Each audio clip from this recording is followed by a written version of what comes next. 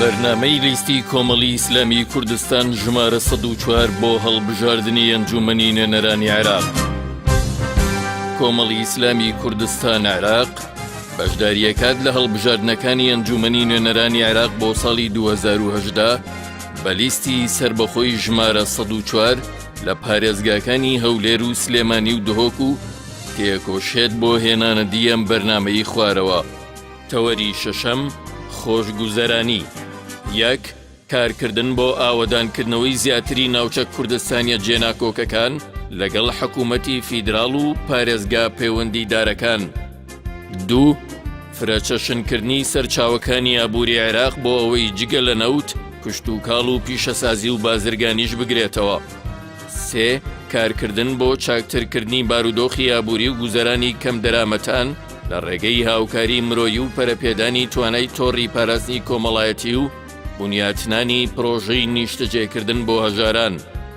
چوار، کارکردن بۆ چاککردنی بارودۆخ و گوزەرانی خاوەن پێداویستیە تایبەتەکان و خانە نشینان و بێوەژنان و فراهەمکردنی ژیانێکی ئاسوودە بۆیان.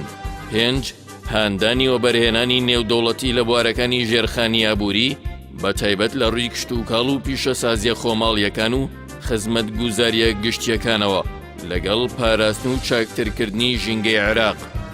شەش، لادانی هەموو جۆرە سوودێک لە مامەڵە بانکیەکان و ئەو قەرزانەی بە هاوڵاتیان ئەدرێن، ئەویش بە پێڕەوکردنی سیستەمی بانکی ئیسلامی. حوت، بەرەنگاربوونەوەی بێکاری و دابینکردنی هەلی کار بۆ لاوان و ڕاهێنانی بێکاران بەپێی چەند پرۆگرامێکی مەشق پێکردن. هەشت، پشتگیریکردن و کارکردن بۆ دەرچواندنی ئەو یاسانەی کە ڕەهەندی نیشتیمانیان هەیە لە پەرلەمانی عێراق و کاریگەریانە بێت لەسەر خۆشگوزەرانی زیاتری دانیشتوانی هەرێمی کوردستان. نۆ، کارکردن بۆ یەخستنی سیستەمی موچە لەسەر ئاستی هەموو عێراق. لیستی کۆمەڵی ئیسلامی کوردستان ژمارە 104